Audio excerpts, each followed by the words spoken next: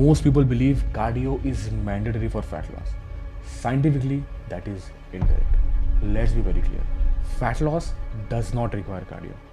Not physiologically, not hormonally, not metabolically.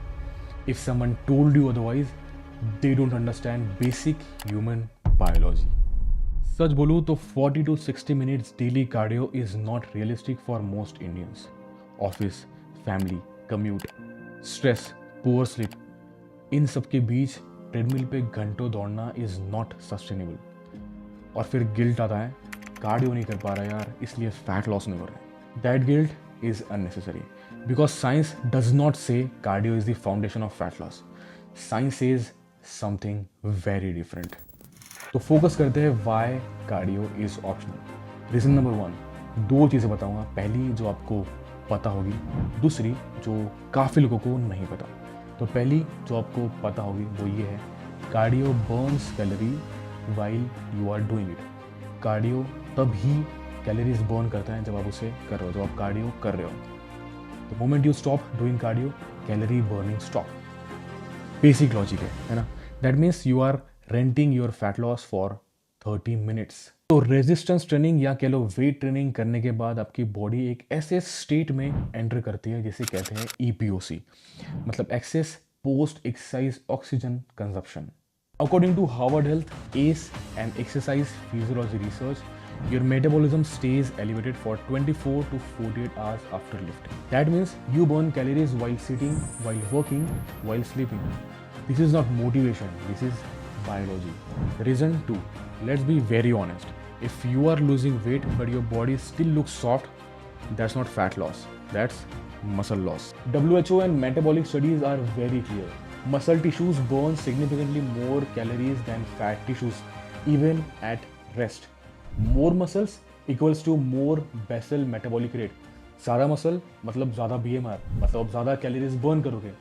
Cardio से muscle build नहीं होता, पर स्ट्रेंथ ट्रेनिंग से होता है. अगर आप स्ट्रेंथ ट्रेनिंग स्किप करते हो, you are skipping the only proven way to raise metabolism long term. End of debate. Reason 3, you can run 10 kilometers and eat one sugary snack. Your insulin spikes and fat burning shuts off. That's physiology. Fat loss is not about burning calories.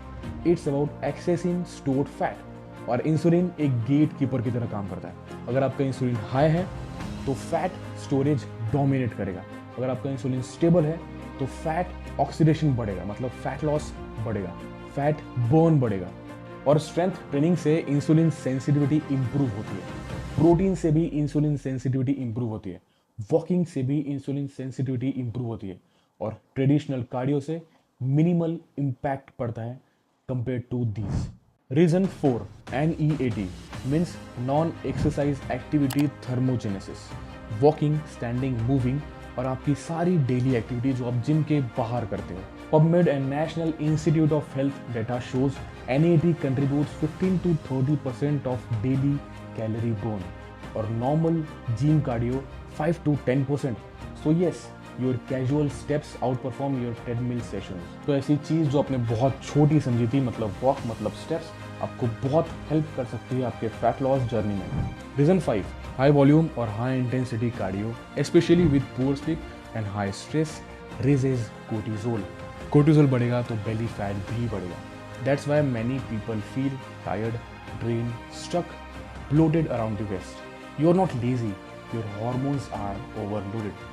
Strength training plus walking keeps cortisol controlled. Why cardio fails?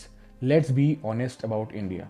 Long sitting hours, high carb meals, low protein intake, chai plus biscuits daily, poor sleep, chronic stress. And we think cardio is the missing piece. No. ऐसे lifestyle के साथ daily 45 minutes cardio is not sustainable. But strength training plus NEAT plus protein plus sleep is sustainable and science supports it. तो solution क्या है? आपको 5 steps का protocol follow करना है, जिसमें फर्स्ट स्टेप है strength training 3 times a week, non negotiable. आपको मिनिमम 30 मिनट्स वर्कआउट करना है. अगर आप 3 टाइम्स अ वीक करते हो, ऑल्टरनेट डेज करते हो, तो आप push pull leg workout split follow कर सकते हो. कंसिस्टेंटली करते रहोगे तो आपका मसल बिल्ड होगा, मेटाबॉलिज्म फास्ट होगा, इंसुलिन स्टेबल होगा और फैट लॉस भी होगा. सेकेंड स्टेप है NEAT, मतलब नॉन एक्सरसाइज एक्टिविटी थर्मोजेनेसिस, बढ़ाना होगा।